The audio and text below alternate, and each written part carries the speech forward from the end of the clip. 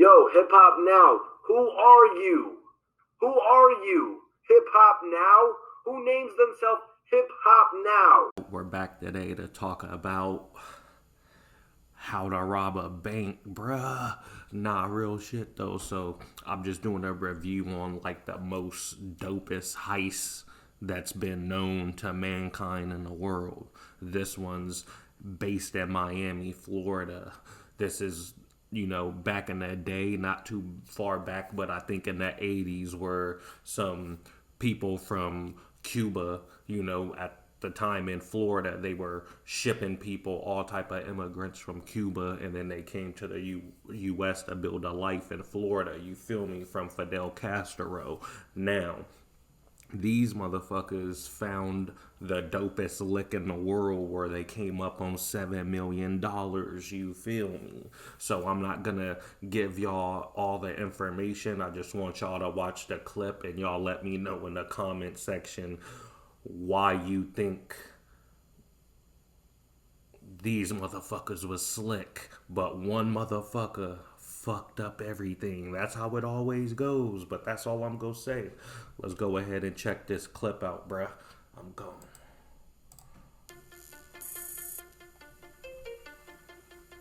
I wake up, get dressed, go to work like nothing happened. My wife knew nothing. The reason I did it was to be able to adopt a kid for my family. Every year, over 3,000 banks are robbed in the U.S. by someone who sees a shortcut to make all their problems go away. Carl and I decided to look into adoption. I just want to get the money and get my baby. But first, they'll need to plan the perfect heist. Money comes from other countries over here to the Federal Reserve. 80 to 100 million in cash. The plan was simple. No guns. You point a gun at me, I hope you brought your dancing shoes. Next thing I know, these guys come running at me. I told you to lay low. They tortured me and they beat me. I'm gonna kill them out. What happened? Who'd you guys kill? Get on the ground! Nobody gets that lucky. Only in movies.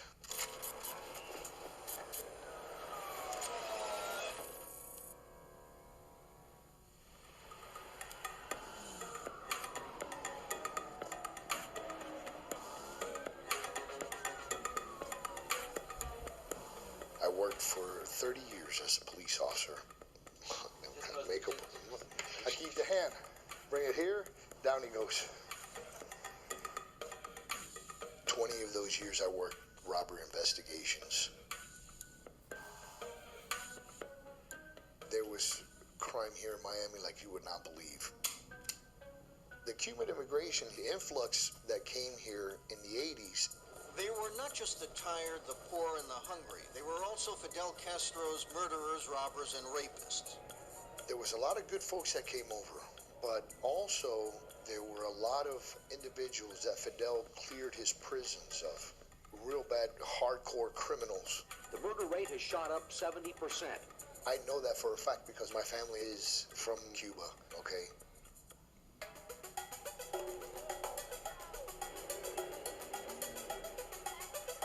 I grew up in Cuba.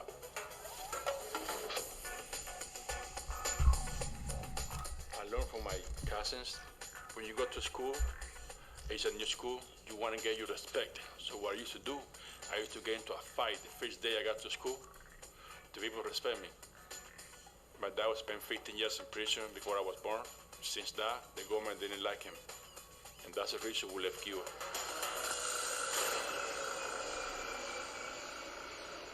Me and my family, we moved to Miami.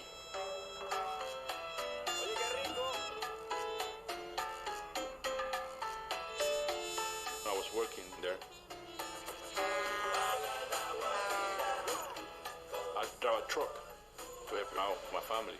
My family is everything to me. And I got 4 brothers. My dad passed away. And since he died, I feel responsible for my family.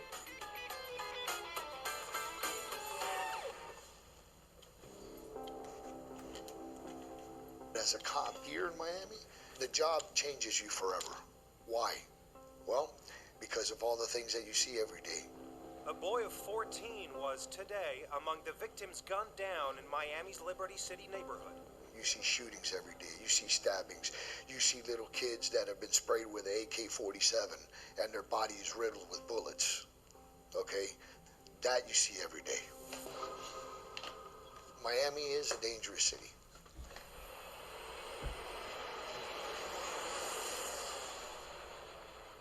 One day, I was back for the beach, and I got a call from a friend of mine from childhood,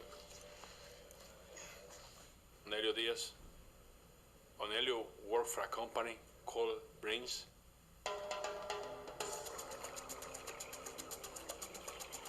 The Brinks truck is basically an armored car company. Onelio was telling me that airplane coming with a lot of money to Miami International Airport.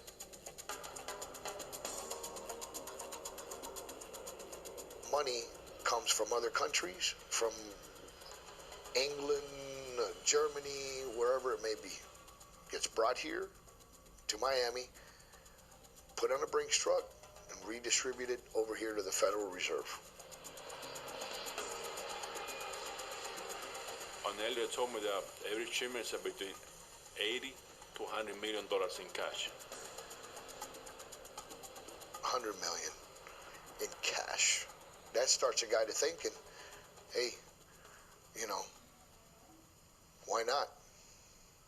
Let's try it.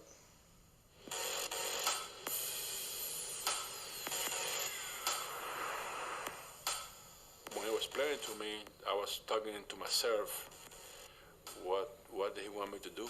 You want me to get a job there? And she said, no, I want you to steal the money. I was shocked. I told him, why you come to me?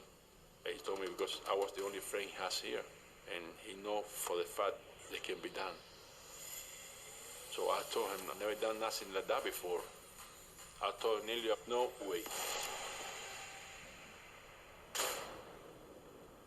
2 years after I moved to Miami, I went to my friend's house for Thanksgiving. It was a really beautiful girl in there.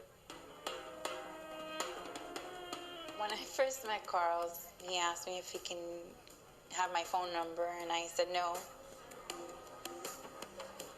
I don't give out my phone number to strangers. I take it like a challenge, so I keep trying and to give up and give me her phone number. The first time that we went out on a date was the night that I found out. Carl's just a very nice, humble guy, laid back, charming, handsome.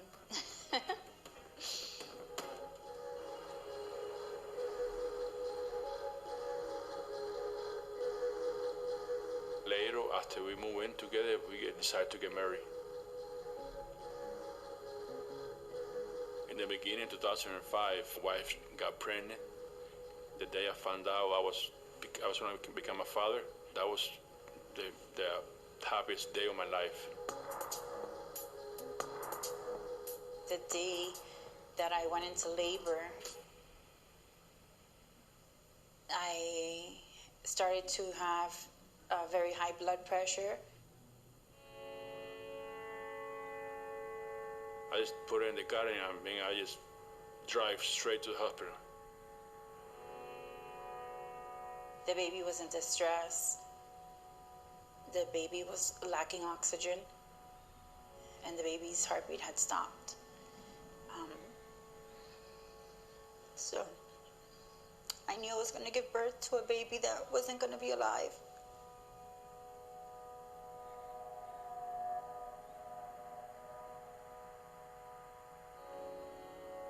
That was the worst day of my life.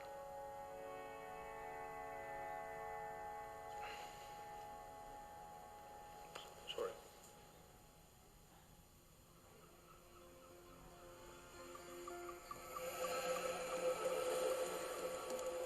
Shortly after, Carl and I decided to look into adoption. We realized it would take a lot of money to adopt the kids, and we didn't have the income to afford the amount they're asking for.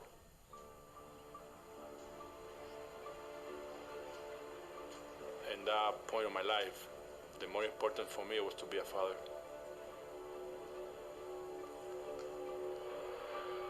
And then I stopped thinking about what Onelio was telling me. Got the money at the airport. I decided to find out if whatever Nelio told me was true. That's how it usually starts. The guy here will start talking to his buddy, say, hey, man, can you believe the amount of money that comes through here?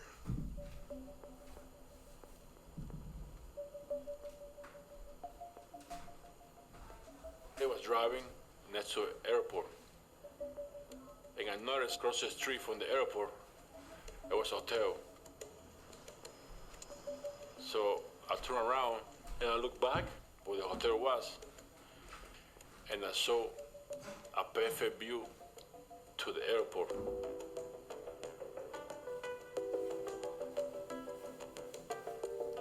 I decided to rent a room.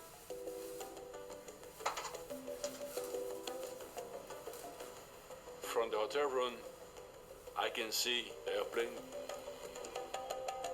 And then I saw the bridge truck parked next to the airplane. So I keep watching and watching. And then I saw a pickup truck taking a box out of the airplane. And then the bridge truck followed the pickup all the way to a warehouse. They take about 25 minutes. So far, what Elliot told me was true. But I need to get a closer look. So the next day, I went to the airport. From there, I can watch the guard transfer the money from the warehouse to the truck. I saw the door wide open, the money was right there. And I didn't see her with a gun. So in that moment, I realized I can steal the money. It was so easy, it's like taking candy from the kid. How can you bring in pallets of money and you have the Brinks drivers and they're not carrying the guns on them? That's a recipe for disaster. Del planeta Flow. En mi nave espacial. I called Nelio and I'm letting her know if we're gonna do the job.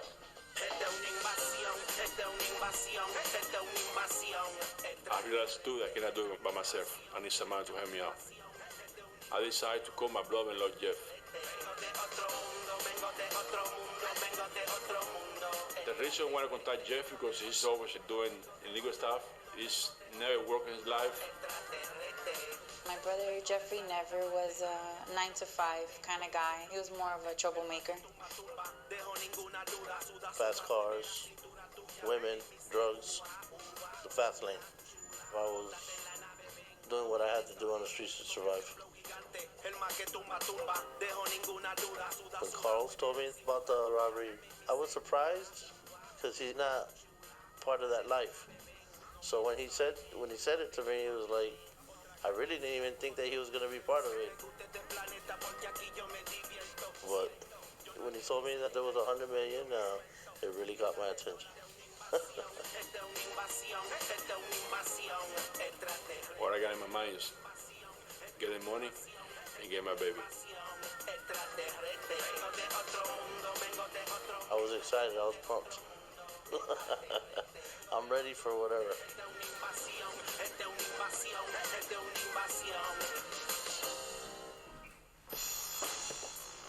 Next thing I know, I saw the gun. He was screaming and shouting. You point a gun at me? I hope you brought your dancing shoes.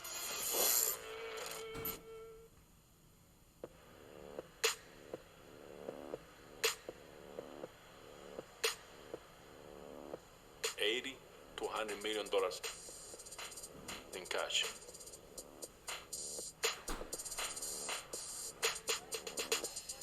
$100 million? Oh, caught my attention.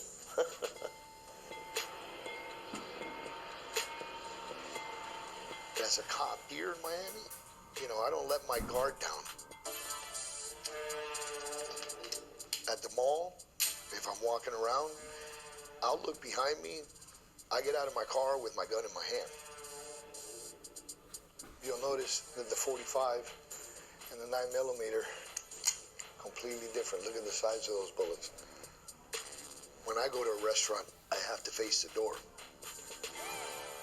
because I got to see who's coming in.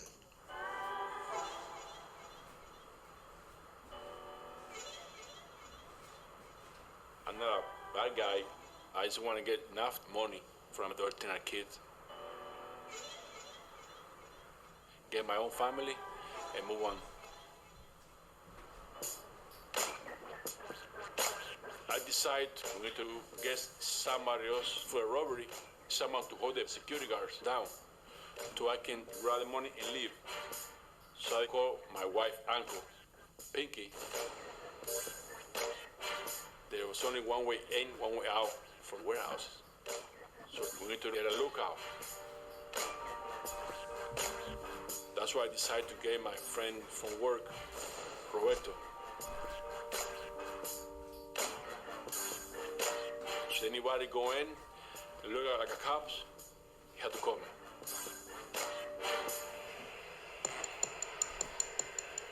So we got the lookout, Roberto, my brother-in-law Jeff, my friend Onelio, who works in the airport, and Pinky. The plan was simple. Onelio, if you could call me, let me know. The airplane got there. Roberto, and his job is to keep lookout for the cops. Jeffrey drive us to the warehouse. Pinky hold the people. I'll take the money, jump inside the truck, and Jeffrey drive out of the warehouse.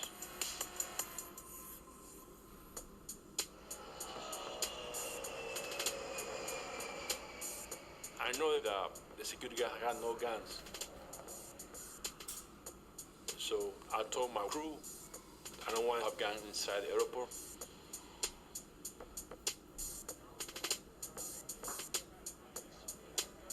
The only thing passing my mind was my brother-in-law, Jeff.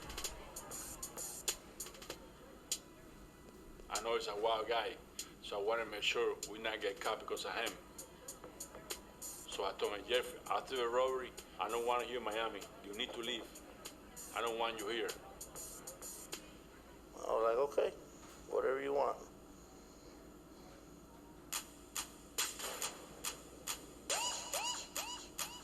In the morning of the robbery, I spoke to my wife, told her to buy clothes and stuff. My wife knew nothing. I don't want to get involved in the robbery. The morning of the robbery, I woke up just like any other normal day. No nervousness, no nothing. I was ready to do what I had to do. Get ready. I got a teacher and a bandana, so I cover myself, and I keep my crew yellow safety glasses and skin masks. Cover your face. Me and Pinky decide to shave from the waist up. That way we don't leave no DNA inside the warehouse. And I was waiting for a phone call from Onelio to let me know the airplane got there. And then we got 25 minutes because they gotta pick up the money from the airplane and then take it to the warehouse. So we got time is perfect. 3 bags. Jeffrey's gonna back up the truck so I can throw the money in the back of the truck.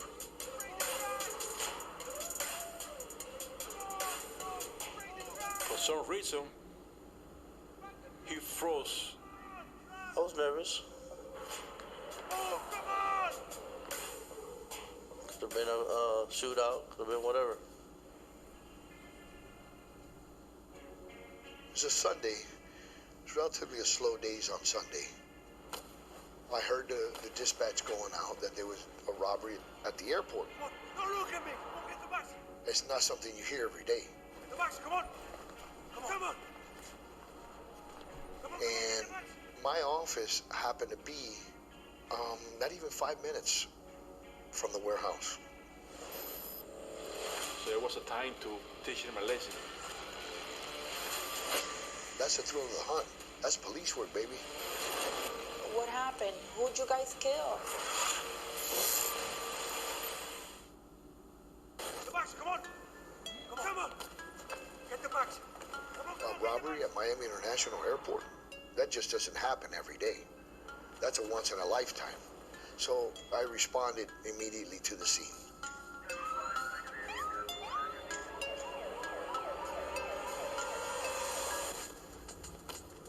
When I went to where the money was, and I grabbed the money to start throwing to Jeffrey, and I look back, he's still frozen in the same spot. In that moment, I gotta change plans quick, so that's why I just take the money to him and said he got to me. To get to that warehouse that's right down the street on Perimeter Road. I got 5 bags of the money. I didn't even know that money weighed that much. Each bag, there was about 40 pounds a piece. I throw it in the back of the truck. And as soon as I jump in, Pink goes behind me. And then Jeffrey take off.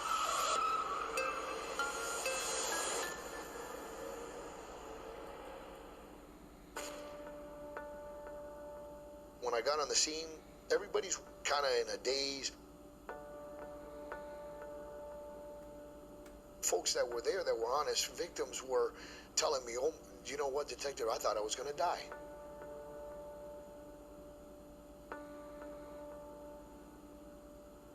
Straight away, I knew it was an inside job. Nobody gets that lucky.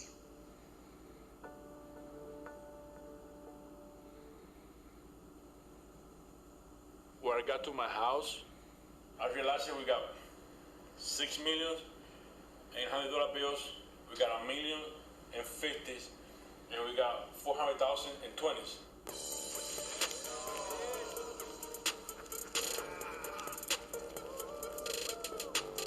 Never seen so much money together in my life.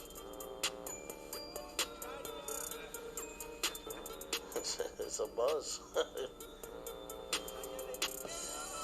Jeffrey decided to take a picture of the money. I stopped him.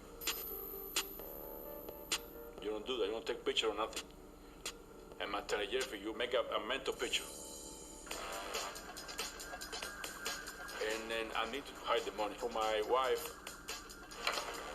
we start putting the money, we start putting everywhere. We start putting a stack of money in the sink, in the floor, everywhere. They walked away with a score of $7.4 million. Doesn't happen. Only in movies.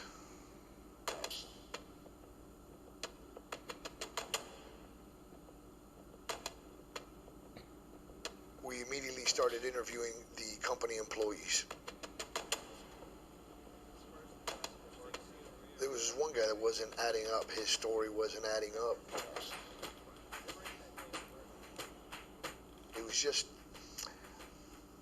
inconsistencies in his story. So we said, hey, would you mind taking a polygraph? And he says, no problem, detective, I'll take a polygraph. I said, okay, let's take a polygraph. So he took the polygraph and he flunked it. We thought, we got you now.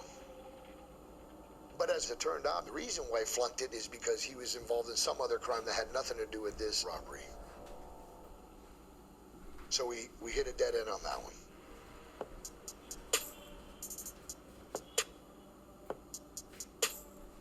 The next day, I wake up like normal, 5 in the morning, get dressed, go to work like nothing happened. I don't want to spend money. I don't want people to bring attention to me. I just want to be a regular people. I just want to work and come back home. And little by little, I can clear the money and to be able to adopt the kid. I got 1.4 million, and everyone pretty much got the same. The last thing I told Jeffrey was to not spend money. Stay down. Do not spend money. Leave the county.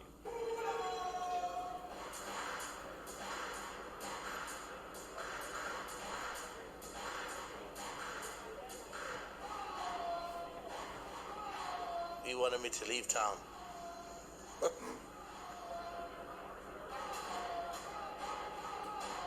I didn't listen to him. I was like, you, I'm not going nowhere. How many people are going to walk around every day saying that they stole $7.4 million and get away with it?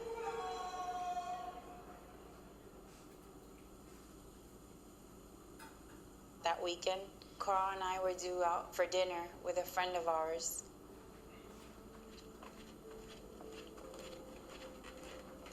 And as I went into the closet to get my clothes, I could remember hearing Carl from the living room asking me not to go into his gym bag.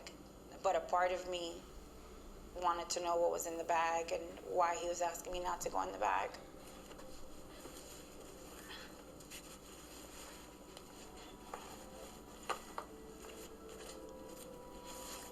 And as I proceeded to open the bag, I could see money, large amounts of money. And she come running to me, asked me what was that. I thought that was money. Yeah, I know it's money, but where did the check come from? And I started to get worried. Did he rob a bank? Did he kill somebody? Was it a drug deal? I had no idea. I didn't tell her anything. And I remember going to the backyard and turning on the barbecue. I'm gonna burn every single dollar that there is here. She was pissed off. He was begging me to stop. I was like, Jeffrey, what are you doing? You guy gave me arrested, bro. And then he disappeared.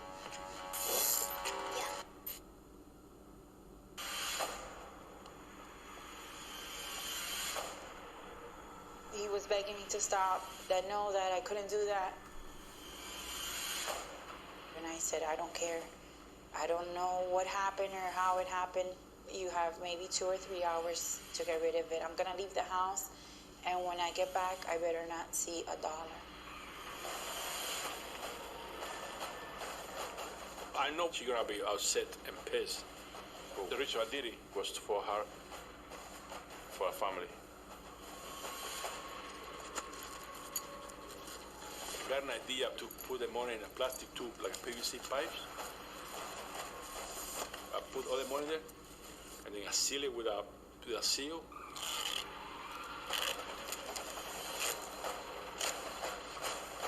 And I open the hole about 8 feet deep, and I throw in there.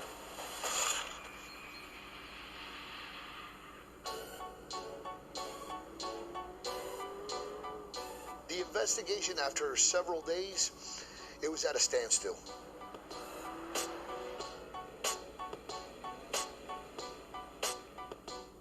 Nothing. Nobody knew nothing. Everybody was deaf, dumb, and blind. Everybody in the group, it was do what it's supposed to be doing. You know, keep it down low. But not Jeffrey. I went to strip clubs, partied it, just went on a splurge. And so Jeffrey, I've been telling you, stop flashing the money. Stop flashing the money.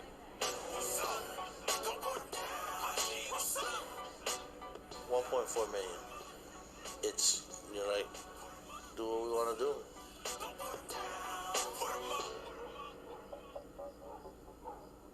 And then it disappeared.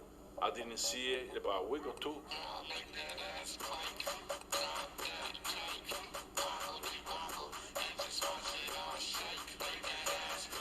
Finally, I tracked him down in a hotel, South Beach, with drugs everywhere.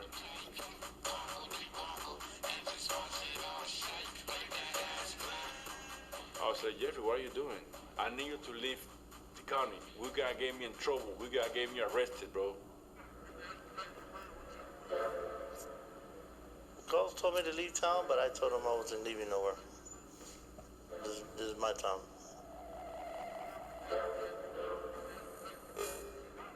So it was a time to teach him a lesson. So I got a couple of my friends go to his house, tie him up, just punch a little bit. I don't want it to get injured. I just want to scare him. It made me feel bad because I love him like a brother. So he needs to learn the lesson. He needs to, stop what he's doing and realize that we're gonna get caught because of him. That right there crushed me. It broke my heart because I looked at him like family, and I felt betrayed. It made me feel sad because it didn't have to turn out that way.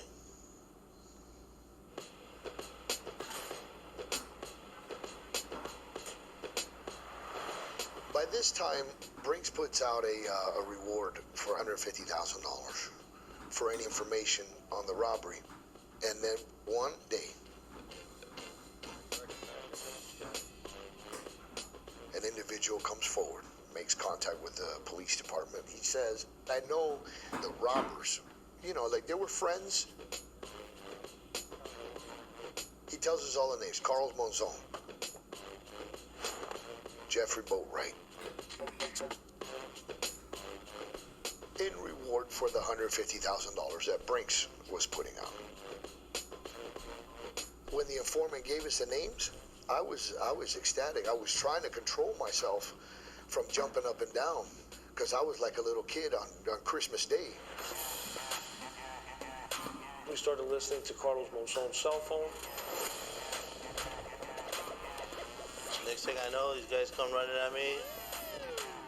Jeffrey told me, please, him.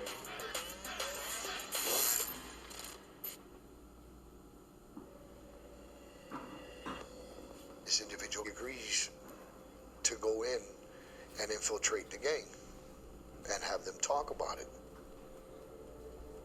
Well, the FBI wired up this confidential informant, and we drop him off where he's going to meet the guys at the house.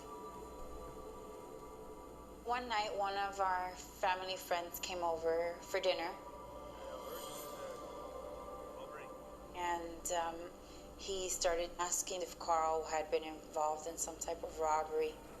He bring that robbery conversation up. I said, do me a favor, bro. I don't want to talk about that. So he dropped the subject. And then maybe about 20 minutes, he bring back the robbery. He bring it back the third time, so I got upset the third time. All right. Okay.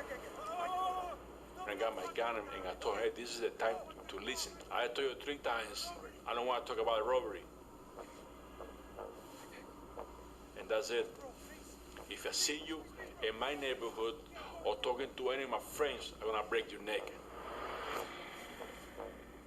When I first heard that, I thought, Carlos Monzon, this guy is involved.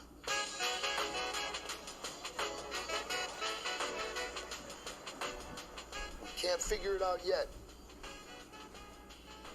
but that guy's involved.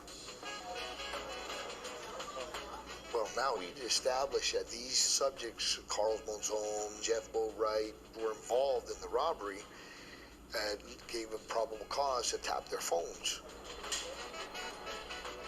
My brother at the time worked the technical support of it, where they were on the wire listening to the wire.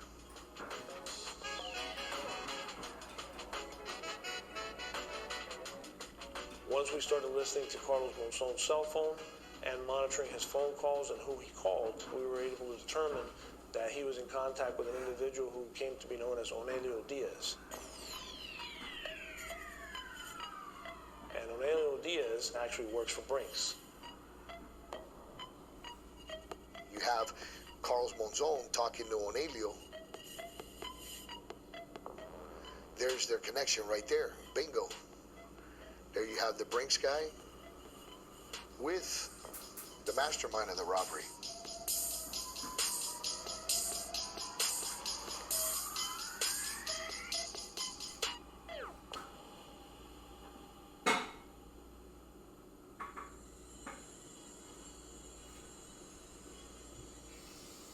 After Carl's tracked me down, you know, I was just staying away from everyone.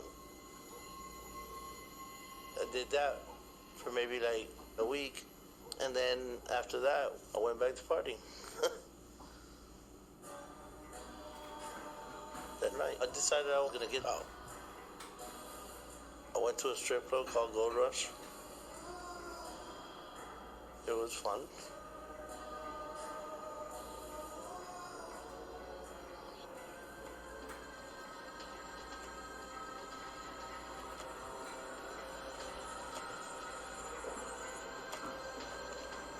And as I was leaving the strip club,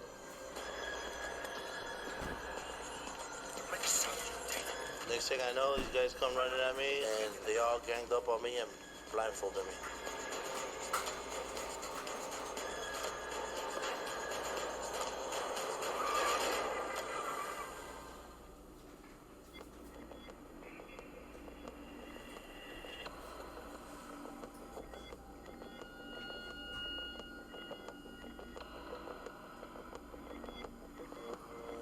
They tortured me. They burned me with cigarettes. They put pliers on my fingernails, and they beat me.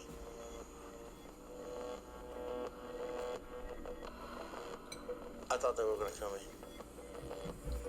I got a phone call, and they told me to listen to them, and they want $1 million. Or we're gonna cut a finger of Jeffrey's and drop it off in his grandma's mailbox. So when they put Jeffrey on the phone, Jeffrey told me, hey, please help me. So I told Jeffrey, that's the reason that happened to you, because you're not doing what you're supposed to do. I told you to lay low. So I told the kidnappers, yeah, I will give him $1 million. So I wasn't gonna give him the money.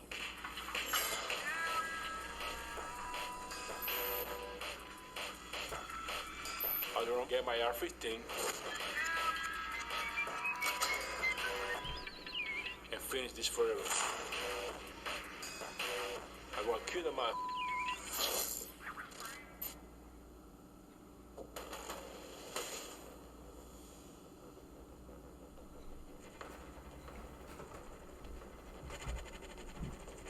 The FBI was listening in. The bad guys called Carl's Mozone to say, we have your brother-in-law. We're going to kill him.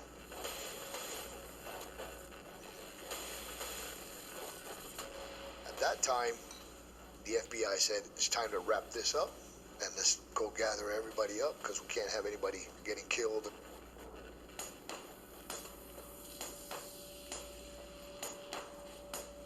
I gave my AR-15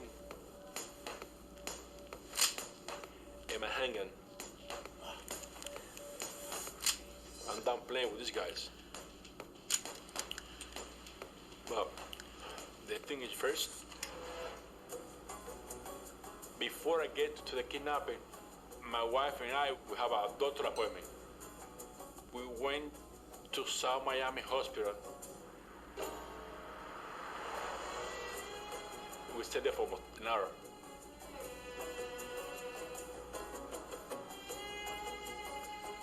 I walked out of the building and I looked both ways. I still got my handgun, but my rifle was in the trunk of my car. As soon as I put a foot in the street, I see a van coming at me. The kidnappers are here. So I got my handgun. Police, down! Down! Police! I just remember thinking, I don't want to die.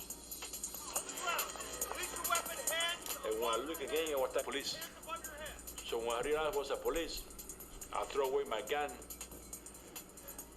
and I lay down on the floor. Don't move!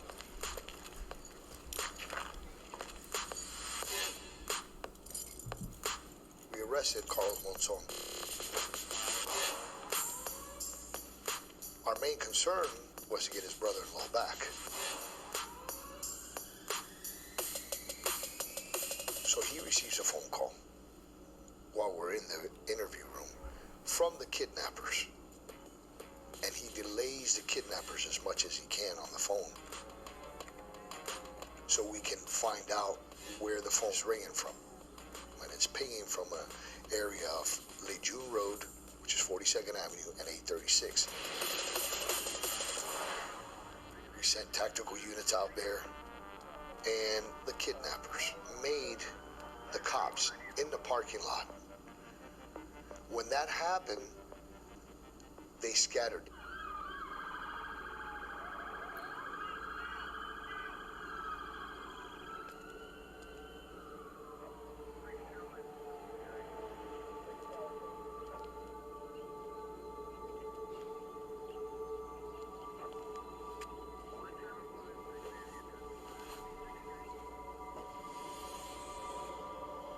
Jeff Boatwright was still in the back, duct tape his mouth and his hands duct taped behind his back. The next step was to recover the money that was taken during the robbery. I remember the FBI interrogating me and asking me about some money, and I said, "What money? I have no idea where it is." And they said, "Well, we're gonna, tear up your backyard." These guys took over $7.4 million. But only $1.26 million were recovered.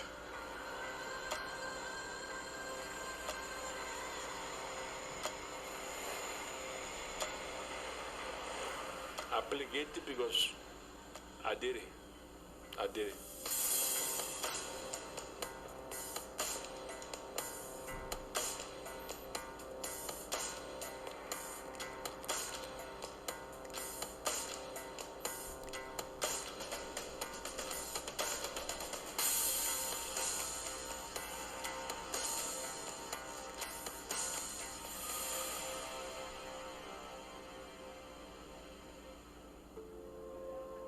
It's a decade of your life gone, but I already knew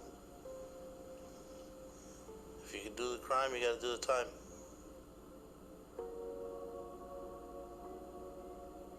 Carlos pled guilty, and he was incarcerated for many years. I decided to get separated, have a family on my own, and just move on.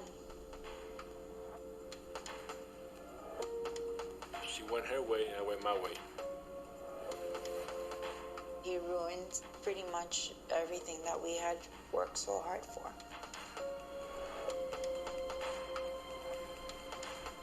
I still want to have my own family, so I'm working towards that. And hopefully in the future I can have my own children.